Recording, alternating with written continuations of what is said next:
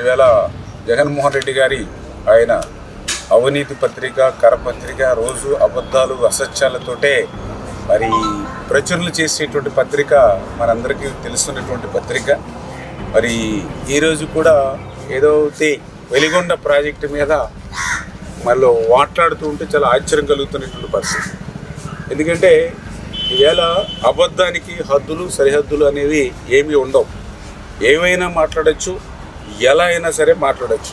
అయితే అబద్ధాలు చెప్పేవారికి అపారమైనటువంటి జ్ఞాపక శక్తి ఉండాలి. మరి లేకపోతే వేరే వేరే సందర్భాల్లో వేరువేరుగా మాట్లాడి ప్రజలకి దొరికిపోయేటువంటి పరిస్థితి ఉంటుంది. ఆ రకంగానే జగన్మోహన్ రెడ్డి కూడా వెలిగొండ విషయంలో మరి అబద్ధాల మీద అబద్ధాలు మాట్లాడి మళ్ళీ ప్రజల ముందు దొరికిపోయి చులకనైపోతున్నటువంటి పరిస్థితి ఈరోజు కూడా స్వయంగా వారి కరపత్రికలోనే ఈరోజు మనం చూసినటువంటి పరిస్థితి. ఎందుకంటే నేను కూడా వెలిగొండకి 3 సార్లు నేను క్షేత్రస్థాయి పర్యటనకి వెళ్ళా.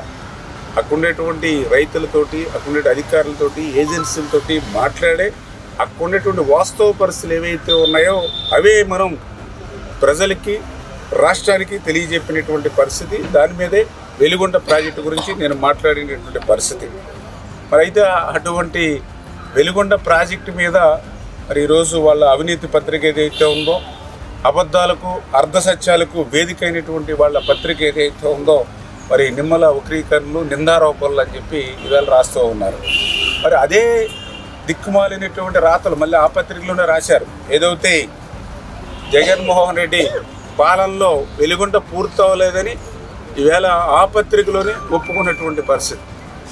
అంటే తల్లి చెల్లి జగన్మోహన్ రెడ్డిని నమ్మట్లేదన్న విషయం మనందరికీ తెలుసు.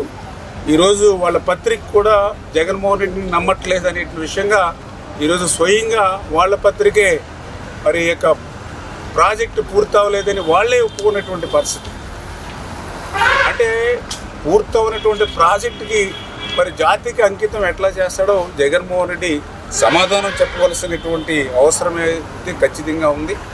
ఎందుకంటే చాలా క్లియర్గా ఏదైతే ఇవాళ వాళ్ళ పత్రికలోనే చెప్పారు, ఏదైతే టన్నల్స్కి సంబంధించి లైనింగ్ వర్క్లు పూర్తి కాలేదని, బెంచింగ్ పూర్తి కాలేదని, R&R 1400 కోట్ల రూపాయలు నిర్వాసితులకు ఇవ్వాలని, మరి ఏదైతే కెనాలు పనులు పూర్తి చేయాలని, మరి ఇన్ని పనులు చెయ్యలేదని మీరు అంగీకరించి మళ్ళీ జగన్మోహన్ రెడ్డి జాతికి ఎట్లా మరి వెలిగొండను అంకితం చేస్తాడో ఈవేళ ప్రజలకు చెప్పవలసినటువంటి అవసరం అయితే ఖచ్చితంగా ఉంది. అందుకే నేను జగన్మోహన్ రెడ్డిని కూడా సవాల్ చేస్తూ ఉన్నా, ఏదైతే వెలిగొండ ప్రాజెక్టు మీద మీరు ఎప్పుడంటే అప్పుడు వస్తే నేను స్వయంగా అక్కడ మీరు చేసినటువంటి పనులు ఏవైతే అసంపూర్తిగా ఉండిపోయాయో చూపించేటువంటి బాధ్యత నాది. ఎందుకంటే ఎవరిది అబద్ధాల బతుకో, ఎవరిది వాస్తవాల బతుకో ఒక్కసారి వెలిగొండకి జగన్మోహన్ రెడ్డి వస్తే చూపిస్తాం.